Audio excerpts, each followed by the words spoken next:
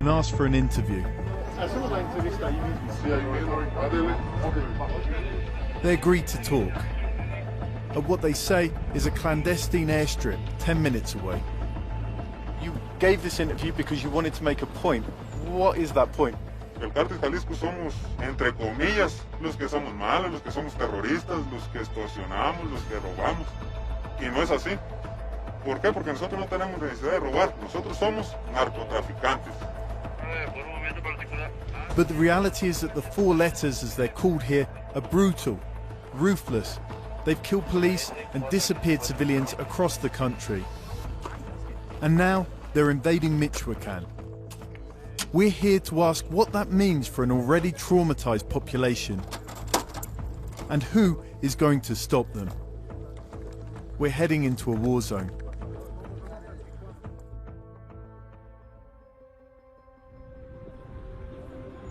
The southwest state of Michoacán is where Mexico's drug war began.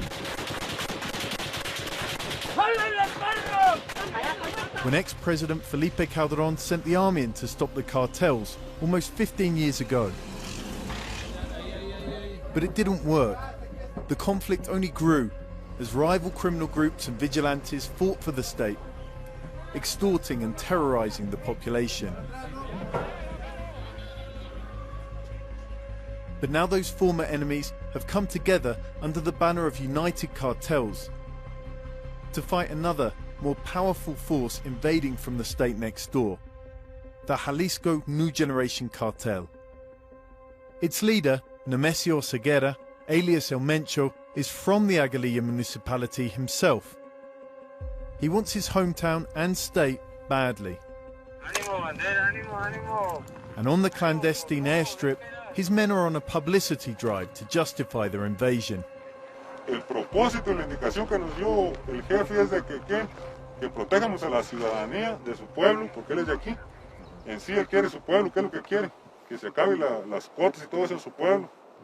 Over more than a decade in Michoacán now, different groups have said the same thing. La Familia, the Knights Templar organization, no, we're not going to get involved with the population, we're just doing our thing, we're just trafficking drugs. And in the end, all of them have done extortion, the things that they said they wouldn't do. Why should people believe that you and your cartel are different?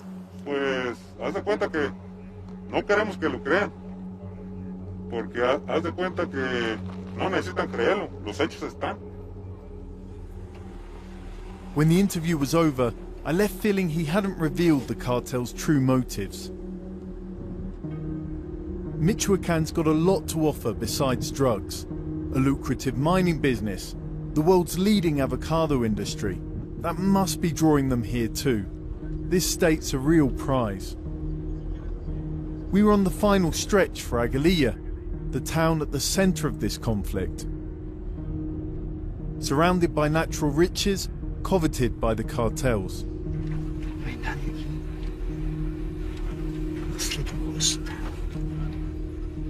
It might soon be one. Locals told us that thousands of people have already left, slipping past the siege and away.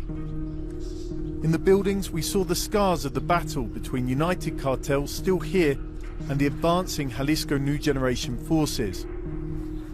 You can see the bullet holes in this building, but this happened just a week or two ago. That's what people here are saying. So if you come in here, the building got shot up and also this car. At the time of our visit, Jalisco had taken all of the land around the town. Meanwhile, united cartels had placed a blockade further up the only official road in. Medicine, cooking gas, basic foodstuffs were all scarce. Even petrol had to be smuggled in. This is how you fill up in Aguililla. Businesses are dying. La Parilla Taqueria is just about surviving. It's where we met teacher Fernando Padilla, who became famous locally when he confronted the state governor Silvano Aureoles. Aureoles was on his first visit to Aguililla in years via helicopter just as election season kicked off. Yo vine y protesté pacíficamente, le mandé los mensajes, gobernador venga por tierra para que vea la realidad en que vivimos nosotros. Then the governor did this.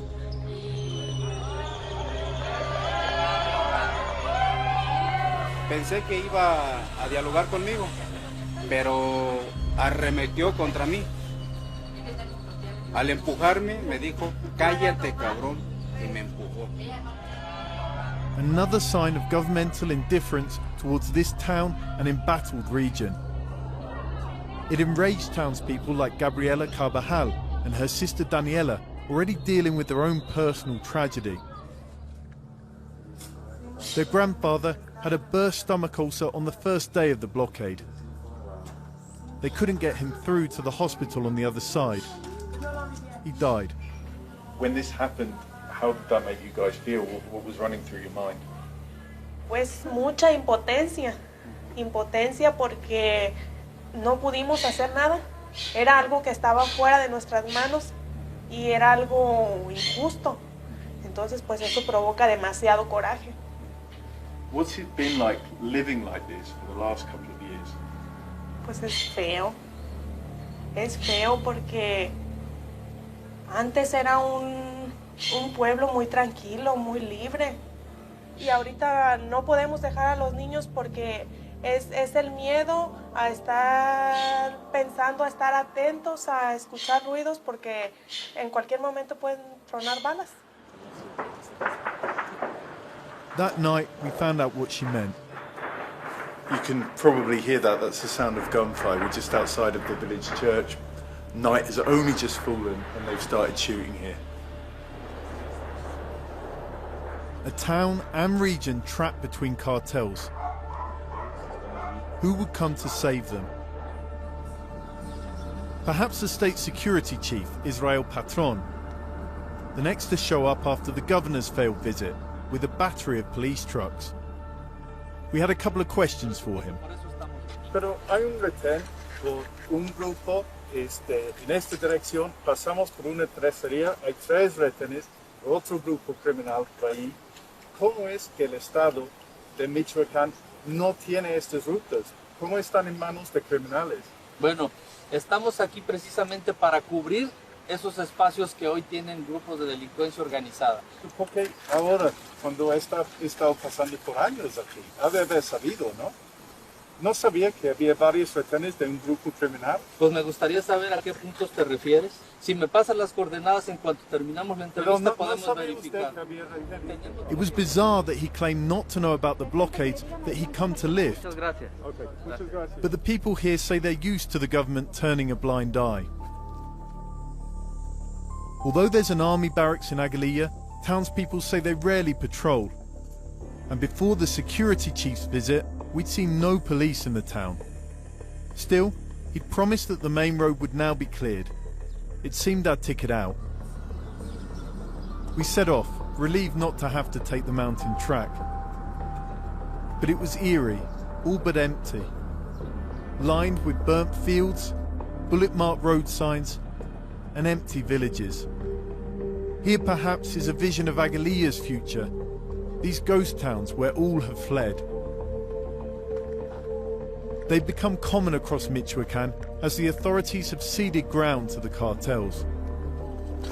That you can see on the wall there, it's got the initials of Cartel Jalisco New Generation. Lift the bullet hole.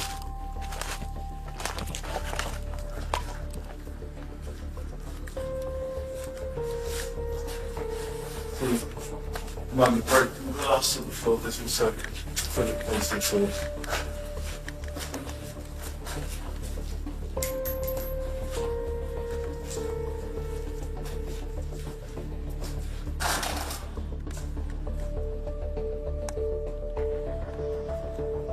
It's pretty unnerving being here actually, in a completely deserted village in this house. There's no one else around except for us.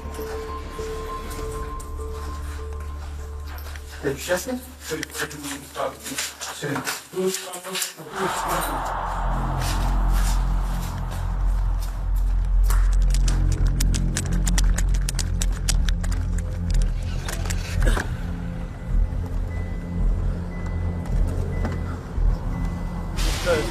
heard gunshots really close to where we were there in the Levincito. So we're getting out as fast as we can. But what we'd seen in the village stayed with us. We knew there were thousands of people who'd fled the violence, not just here but across the state. Where had they gone? What were they doing now? We set off for a nearby community, Los Halcones, to meet one of Michoacan's displaced. On a hot, languid afternoon, we waited for Candelario Serrano. Llegaron tirándonos balazos de lo alto del cerro y pues tuvimos que salir huyendo aquí a este lugar, a esta comunidad. Candelario fled his village, Los Cuches, a couple of months before. Now he's staying with whoever will take him in, 71 years old and suddenly homeless. Ya a mi edad, ¿qué puedo hacer? No sé, tal vez pedir limosna, no me queda de otra. Every week he goes back to check on his land. This time we went too, escorted by a self-defense group from Tepalcatepec, a nearby town. It was the only safe way to travel there. In the village, Candelario showed us where he'd lived since he was 4, and before the violence, laid his dad to rest. Él quiso que aquí lo enterrara y ahí lo tengo. ¿Cómo se sintió para usted tener que abandonar la casa donde tiene entrado su papá? Pues triste, humillado. No hay palabras para explicarles. A veces ni siquiera venir a traer una veladora.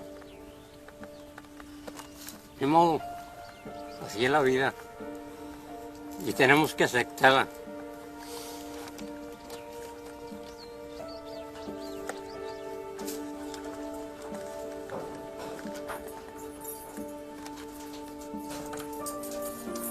Tenemos que olvidarnos de lo poco que tenemos,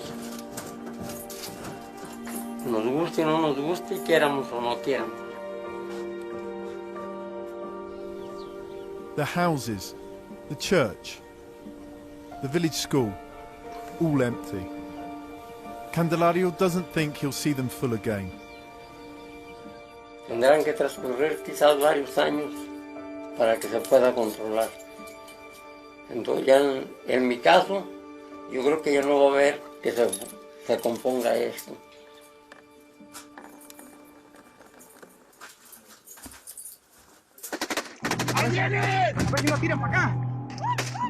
But some towns haven't died out. Instead, they fought back. In 2013, self-defense forces began springing up across the state. Ragtag groups of townspeople taking up arms against the cartels. This was Tepalcatepec, one of the original groups back then. And this is them now. 8 years later, this is a professionalized force on the front lines against the Jalisco New Generation cartel. This lookout bunker has walls a forearm thick. It's a military installation.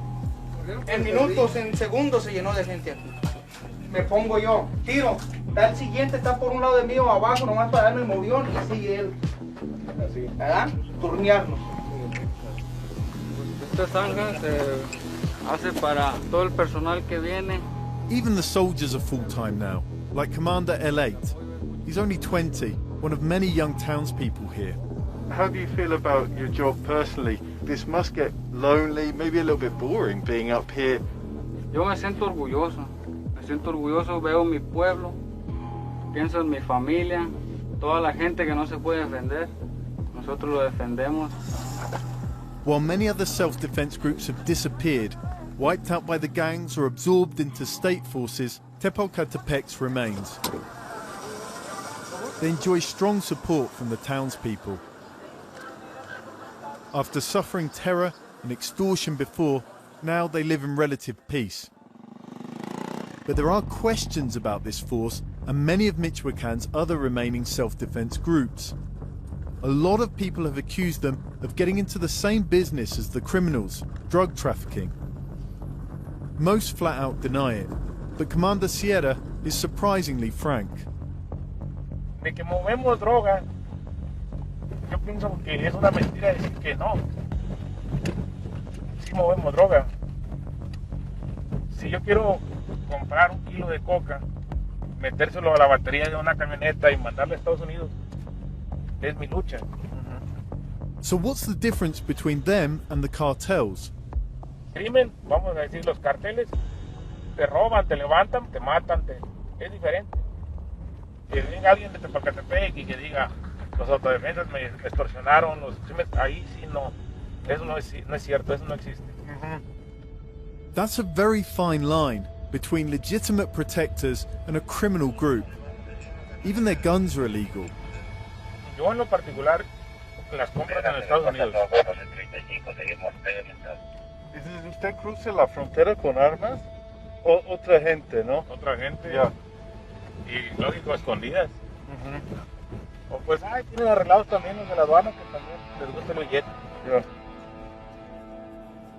A lot of men with a lot of guns veering towards illegality. The risks seem obvious. During our visit, they pulled this young man off a bus, suspicious of him. Levanta las manos. Están echando mentiras, trae dos credenciales con diferentes nombres. Y la otra es que traen drogas ahí. ¿Qué es esto? ¿Es cocaína o metanfetamina? When they find further evidence, they detain him. Pero te van a investigar si eres Jalisco, ¿no? Porque en tus audios de teléfono de WhatsApp se escuchan los radios que le estás comentando a tu comandante que quieres hablar con él. Investigue. They told us he'd be sent to a rehab center, but before that, this. A souvenir and testament to their authority. To me, it also looks uncomfortably like the photos posted by the cartels themselves.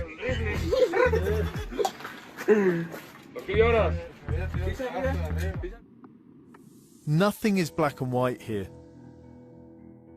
And Tepalcatepec is just one of a multitude of armed groups operating in the state's hinterlands with varying degrees of legitimacy.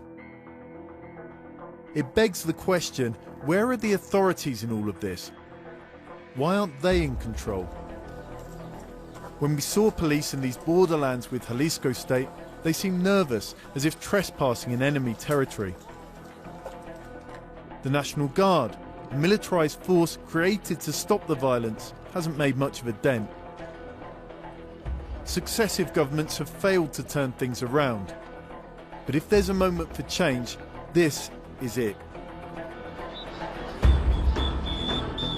Elections are here. And not just any old elections, but the biggest in Mexico's history.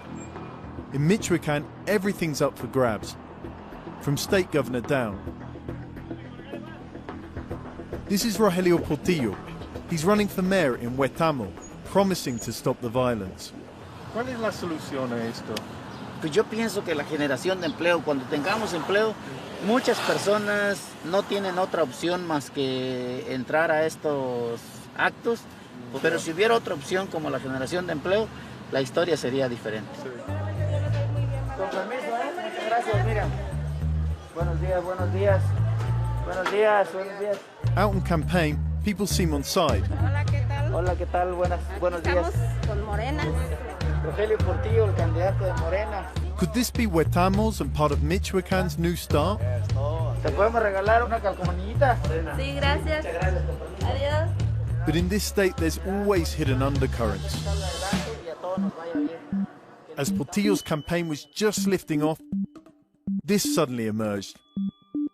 He was wanted by the US Drug Enforcement Agency, the DEA, for alleged links to organized crime.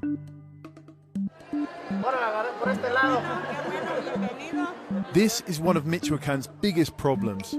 El candidato de toda la vida en Huetamo. Journalists, analysts, and even criminals told us that many politicians themselves are in bed with the narcos. When Portillo stopped for breakfast at his campaign headquarters, I put that to him. there's obviously a reason why we're here, no? You appeared in the list of wanted from the DEA. Why are you in that list? Why are you wanted by the DEA? Exactamente por qué no lo sé. Quiero pensar es por la situación que mi papá vivió una vez. Que yo niego categóricamente que sea un delincuente. Throughout our interview, he admitted to nothing personally, but did say there's endemic corruption here. Hay muchos funcionarios públicos, y lo voy a decir específicamente de Michoacán, que han saqueado el Estado y están ligados directamente a otros grupos criminales, y hay pruebas y el pueblo lo sabe, y de eso nadie habla.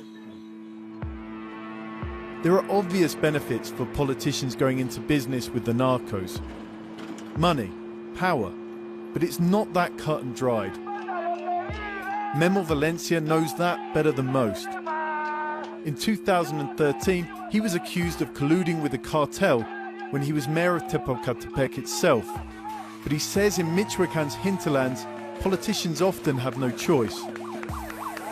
Imagínate que la vida de una autoridad municipal, que está entre la espada y la pared, que tiene por un lado la presencia de grupos del crimen organizado tan peligrosos y por otro lado la indiferencia de las autoridades. O sea, un presidente municipal está solo, está realmente abandonado a su suerte. Now he's running for mayor of Michoacán's capital, Morelia, saying he'll clear out the criminals there. But after we met him, this happened.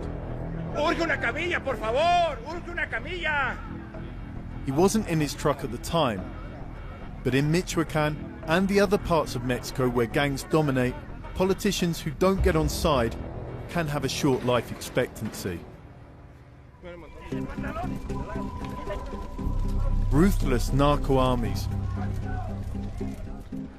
rogue vigilantes, helpless or corrupt politicians, and daily tragedies. It's a bleak panorama. For many people, it's made living here impossible. They formed the wave of Michoacán migration, heading all the way to the US border looking for asylum. In the final stop in our journey, we went to the border too to speak to them. But even 2,000 kilometers from the gangs they'd fled, most were too scared to talk. Aquí siéntate, ¿dónde? Only Leticia Alejandre and her family agreed, on the condition that we didn't reveal the city they'd run to. The whole family, including her disabled dad and one-year-old granddaughter, had been sleeping rough in this donated tent for 5 nights before our visit. They fled when a gang came for Leticia's 17-year-old daughter. Hija se la llevaron y pues 3 días duró que se me la secuestraron y la querían poner a vender pues, droga pues. Y pues se lo advirtieron a ella que pues si no hacían lo que ellos decían que ella hiciera, pues nos iban a matar a todos. The family resisted. Then came a last call from one of their neighbors. It was blunt. ¿O se alinean o las mato yo? Así que ustedes decidan. ¿Y qué hicieron en el momento en que terminó esa llamada? Pues luego me puse a temblar y todo, le dije a mi hijo, dije, vámonos, porque va a venir a darme un brazo en la cabeza. No, nada, sacamos nada, más que agarré mis papeles, eso sí, y pues rápido. ¿Nunca pueden regresar entonces? No, ya no. Aunque estamos un poco sufriendo, pero preferimos mejor así, aquí, que estar allá. We don't know how many people have made this journey from Michoacán to the US border in the 15 years since the drug war began, leaving every